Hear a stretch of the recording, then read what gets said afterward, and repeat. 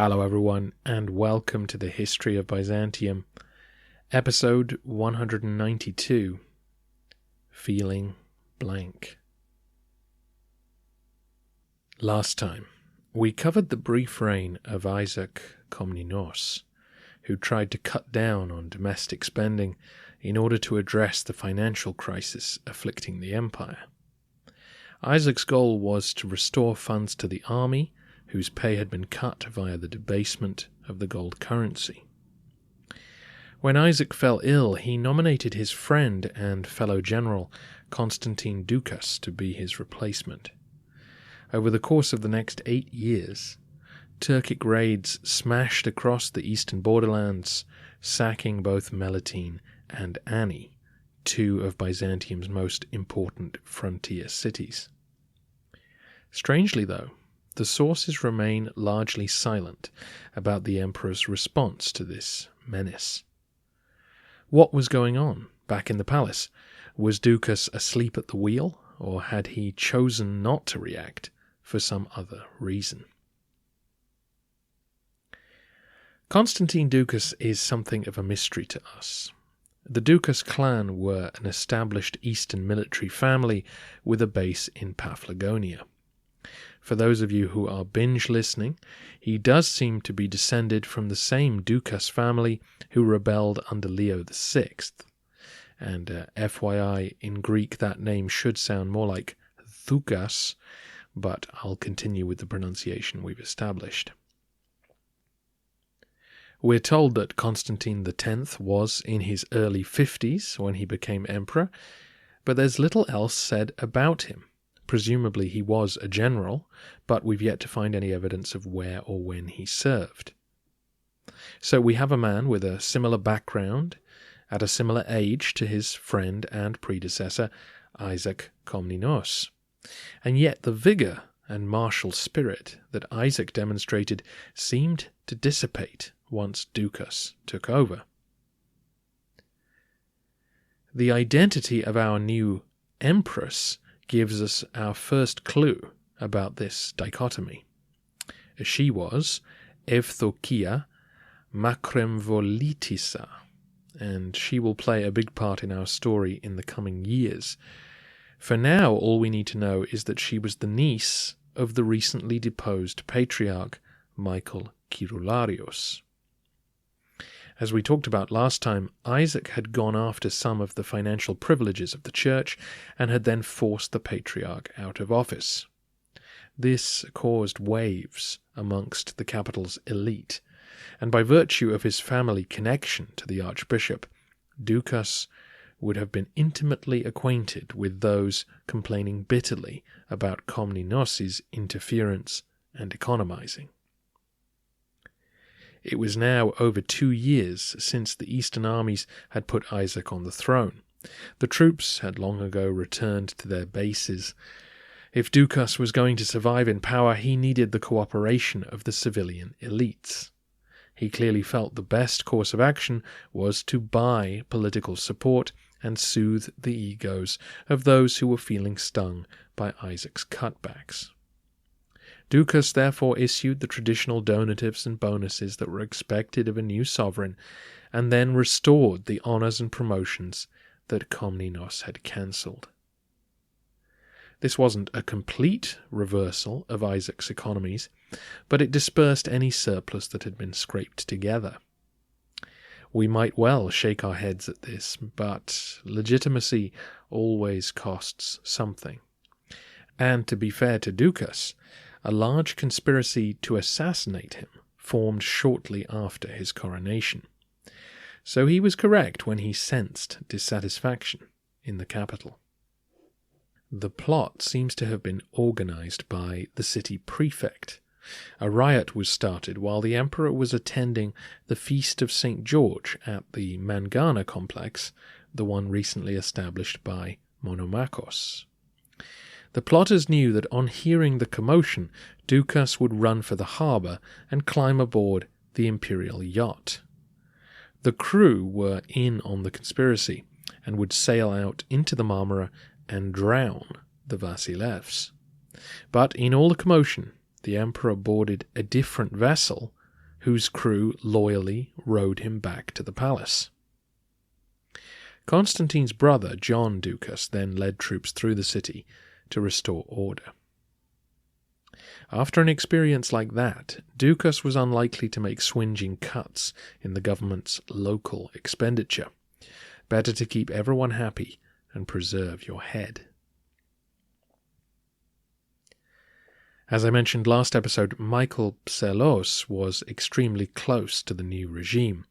He was good friends with the Caesar, John Doukas, and began writing propaganda for the emperor. He penned the speech which Constantine gave upon coming to power, in which he promised to promote justice and compassion. By all accounts, the emperor lived up to his word, spending plenty of time in the law courts settling disputes himself. None of our historians fault the emperor for his personal character, all agreeing that he was kind and pious, but both Psellos and Ataliates imply that on finding the treasury empty, Doukas decided to cut spending on the military in order to balance the books. As I said last time, our sources fail us when it comes to detail. Psellos notes that he and the emperor disagreed about military spending. He says that Constantine preferred diplomacy to war, which could be a generic statement about his lack of investment in the army. Or it could imply that Doukas thought another treaty with the Seljuks was the way forward rather than trying to fight them, which is a perfectly valid argument when it comes to dealing with steppe riders, but rather ignores the strategic reality, in this case that the bands of raiders spreading out over the eastern borders were not under the direct control of the Sultan. Our other contemporary historian, the urban judge Ataliates, claims that the emperor discharged the most experienced soldiers because they had higher salaries and left those that remained poorly equipped. This sounds like rhetoric, in part because it's vague, but also because troops bought their own gear with their salaries. They were not supplied by the state. Maybe it's a comment on the debased coinage not having the same purchasing power it once did, but that's probably reaching. As for discharging troops, it's hard to know what that really means. The civil war of 1057 had killed a lot of experienced Roman soldiers. They would have to be replaced by either raw recruits or mercenaries. Is it possible that Doukas declined to replace some in order to save money? It's all speculation. The one firm piece of evidence we have comes from the sack of Ani. Here, as we talked about last time, the local governor offered to forego his court salary in order to secure the appointment. That is a clear case of economizing on the military budget. So presumably, Doukas was looking for other ways to cut corners with defense spending in order not to debase the coinage any further. Again, we might shake our heads at Doukas and blame him for the sack of Ani. But similar deals had been made in the borderlands before. The Romans were generally happy to leave important cities in the hands of foreign potentates, or to pay for defense by handing over the commercial taxes of an area rather than putting someone directly on the payroll. What's stranger from our point of view is that no army marched into Armenia in the aftermath of the raid. Was Doukas saving on campaign pay, figuring that, hey, the damage is done, why waste money on visiting the aftermath? Though that might sound financially sensible, it makes no military sense. Across the mountains, every local lord agitated against his neighbours, always looking to increase his slice of the pie. If the Romans didn't turn up, then the locals would become more aggressive and acquisitive. A show of force may only be a show, but without it, things would get less and less stable. 2 centuries of constant pressure from Byzantium on the mountains should have made that clear. We do hear of one individual being dismissed from the army, executed, actually. And this was Hervé Frangopoulos, the Norman commander who went AWOL 2 episodes ago. You may recall that he asked for a pay rise from Michael VI, and when he was denied it, he left his post and joined forces with some Turkic raiders. In typical Byzantine fashion, Hervé was arrested but eventually restored to his position. His competence and ability to recruit Western mercenaries was considered too valuable to ignore. However, in 1063, he was again accused of conspiring with the Turks and was sentenced to death. Through his story, we perhaps get a sense of the dissatisfaction creeping through the Eastern armies. Their pay had been slashed, they were dealing with increasingly dangerous raids, and they were receiving no support from the emperor. It was beginning to feel like things were falling apart. Adding to our confusion over Doukas' decision-making is the fact that he actually sent reinforcements to Italy during this period. Back in 1053, the Norman invaders had defeated both a papal coalition put together to stop them and the Byzantine garrison of Bari. This had left them free to pursue their conquest of Calabria, the toe of Italy. By 1060, this had been more or less completed, including the capture of Reggio, the Byzantine regional capital. As we talked about during the Great Schism episode, the papacy changed its tune in 1059. The reformist party in Rome saw an opportunity to sanctify the opportunistic violence of the Normans and use it to bring southern Italy back under their authority. The leader of the Normans, Robert Guiscard, was given the title of Duke of Apulia, Calabria, and Sicily, a designation which made it clear where Norman ambitions were headed. I should point out that officially Rome and Constantinople continued to work towards friendlier relations, but here in Italy, the papacy just decided to deny all Byzantine claims to these lands and hand them over to their own newly minted vassals. Guiscard moved on Sicily in 1060. The divisions in the Arab population that we witnessed during Maniakes' invasion had now divided the emirate into 3 factions, fertile ground for the Normans to divide and conquer. While they were away, Doukas sent troops who helped recapture Tarentum and other parts of the heel of Italy. But once Guiscard returned, normal service was resumed. By the time Ani fell, the Normans were well on their way to reducing the Byzantine presence in the peninsula to just the city of Bari. A unit of Varangians was sent to stiffen the defences there, but without more aid, the Byzantine presence in Italy was nearing its end. Italy had not been an imperial priority for a long time now. Not since the Pechenegs had crossed the Danube, and rightly so. But the fact that Doukas sent any aid while ignoring the Eastern Front is interesting. Perhaps he felt that further raids in the east were inevitable, and that the army would just need to adapt, whereas it was just about affordable to prop up a token presence in Italy until the situation there improved. Again, we're speculating. Giving us a little more insight into Doukas' attitude to the Eastern Front is the fact that he began a series of persecutions against non-Chalcedonian Christians. Yes, you heard me. In the midst of a developing crisis in which non-Orthodox Christians were on the front line, Constantine gave the order to harass the leadership of the Monophysite and Armenian churches. Reports come to us via the Syriac sources saying that their patriarch was arrested and taken from Melitene to Constantinople, dying en route, while the governor of Melitene was then instructed to evict all non-Chalcedonians from the city and burn their books. From the Armenian sources, we're told of a similar detention for their Catholicos, who spent 3 years at the capital supposedly debating issues of doctrine with the Orthodox establishment. Now, being sort of national histories, we are a little skeptical of the detail, but these stories probably have a lot of truth in them.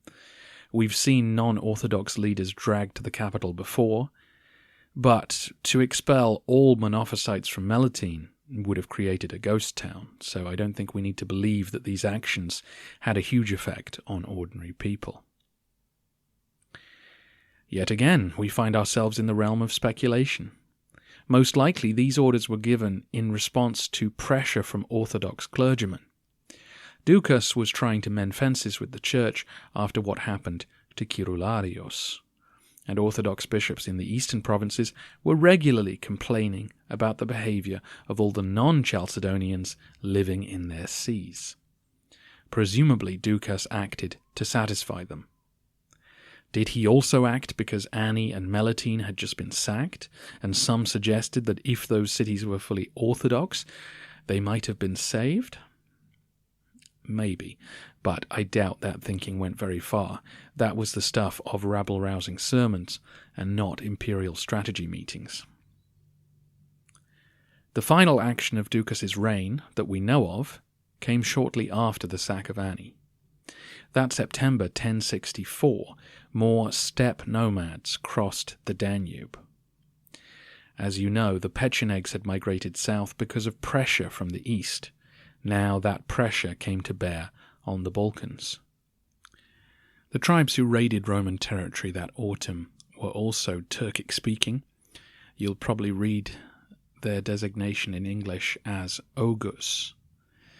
They began raiding around the Black Sea coast before defeating the army of Bulgaria that was sent to stop them. This could explain why no relief force was sent to Ani. Perhaps Doukas called up eastern troops to help defend the west. We're told that the emperor did eventually saddle up and march for Thrace, but by the time he did, the danger was over. Most of the Oghuz returned home. Those that stayed behind fell prey to various camp sicknesses, as often happened to steppe tribes unused to European conditions. In their ailing state, the local Pechenegs and Roman garrisons began picking them off. The emperor returned home to give thanks for this victory. This was another damaging raid that battered the already worn infrastructure of the Danube region. It seemed that no corner of the empire was safe. That's all we know about Doukas' reign before he passed away in 1067. What do we make of all this? Particularly in the context of the increasing Turkic attacks and the accusation that the emperor cut military spending at a time when it was pretty clear that more, not less, was needed. In defense of Doukas, the silence of our sources really does him no favors. There are no helpful Turkish or Arabic histories covering this period. There are Armenians as well as Romans, but none of them give any clear indication of the size of Turkic raiding parties or any detail on the day-to-day politics of Constantinople, either of which might help us make sense of the lack of response to these attacks. The most forthcoming of the sources, Attaliates, may be biased against Constantine. Attaliates will join our next emperor, Romanos Theogenes, on the campaigns which lead to the defeat at Manzikert. Attaliates' sympathies are with Romanos. It would suit his history to present Doukas as having run the armies down in order to lighten the burden of failure which fell on Romanos. The anecdote about the cost-cutting with the defences of Ani provides evidence to support his claims, but it proves nothing. So one could conclude that Doukas did little wrong, that if he did cut the military budget, it didn't destroy the empire's capacity to fight. After all, we saw imperial resistance to the majority of these raids. And Romans always struggled to fight horse archers. There's nothing novel about that. The case for the prosecution finds its evidence in silence. Despite most of the sources damning Monomachos for his passivity, they all revealed repeatedly the existence of his armies on the march to whatever trouble spot had just been hit. Psellos defensively declares, on a couple of occasions, that Doukas defended the empire from barbarians. But if so, why not mention those campaigns? Even if they ended in failure, you can always fudge a little. Instead, we have silence. Doukas seems to have enjoyed an untroubled reign after that initial assassination attempt. Add in the persecution of the empire's religious minorities, and a different picture emerges. One of Doukas, the general, turning into yet another passive civilian emperor, staying at home, acquiescing to the demands of the elites and the church in order to maintain his throne, perhaps refusing to send troops from their bases, knowing that he would be paying them simply to show their faces, since they were not quick enough to actually catch the Turks. I don't have a clear sense of which image is more accurate. What we do know, though, is that Turkic raids only intensify after the emperor's death, so his policy of passivity, if it was one, did not work. And though this gets into the realm of pop psychology, it's worth noting that Doukas' eldest son, Michael, was, by all accounts, completely unfit for office. As in, he was a bookish and, well, passive young man, to the point where he seemed happy for anyone but him to make decisions about the empire's future. Assuming this characterization is accurate, then it doesn't say a lot about Doukas' succession planning. As we'll see in a moment, he made great efforts to protect the right of his son to succeed him, and yet seems to have done little to prepare him for this awesome responsibility. I can't remember feeling so blank when summing up an emperor's reign. We've had plenty of figures who we knew little about, but they almost always reigned for a shorter period or oversaw little change. Doukas is a key figure in understanding the coming Byzantine collapse, and yet there's almost nothing concrete to cling to. In the winter of 1066, the Vasilevs fell ill. The sickness did not pass, and by spring the following year, everyone knew that he was on his way out. Doukas and Evdokia had 6 children, 3 boys and 3 girls, the last 2 born in the purple. The emperor was understandably keen to preserve the throne for them, and seems to have viewed his wife as the main obstacle to this goal. Why? Because if she were to remarry, a new emperor could push his children aside. Evdokia seems to have been a strong-willed woman, so he may have suspected that she would seek out a new partner. But it's equally possible that he simply feared that a fellow general would force himself into the palace and form the union whether she liked it or not. As I mentioned earlier, Doukas' eldest son, Michael, was also a problem. He was already in his late teens, a time when other men had assumed control of the government, but Michael was so ill-prepared for the office that his parents don't seem to have seriously considered this as an option. Their next eldest boy, Andronicus, was only 7, and so the dying Doukas took steps to try and prevent his family unit from being broken up. He made Evdokia swear an oath never to remarry. She had to proclaim this and sign a written document in front of the patriarch, the rest of the family, and the assembled senators of the capital, who then all had to sign it themselves. We actually have the text of the oath, which you would think would just be about swearing in front of Christ and God and the Trinity, etc., but instead Doukas calls upon the whole heavenly host, Mary, the angels, prophets, apostles, and saints, to all witness this, along with the sky, earth, and other elements, which is interesting. And should his wife break her vow, then let her be torn apart, burnt alive, and thrown in the sea. Charming. Next time, Evdokia will marry the general Romanos Theogenes, who will try to revive the Roman army. The Oyenes will resurrect the spirit of Heraclius, racing around the empire, putting out fires, and trying to remind the Turks of the strength of Byzantium. Unfortunately, those campaigns will bring the emperor face to face with the Seljuk Sultan on the fields outside the city of Manzikert for a confrontation that will be in all the history books. Join me next time as that boulder, which the Romans have been pushing up the hill, becomes too heavy to hold once again.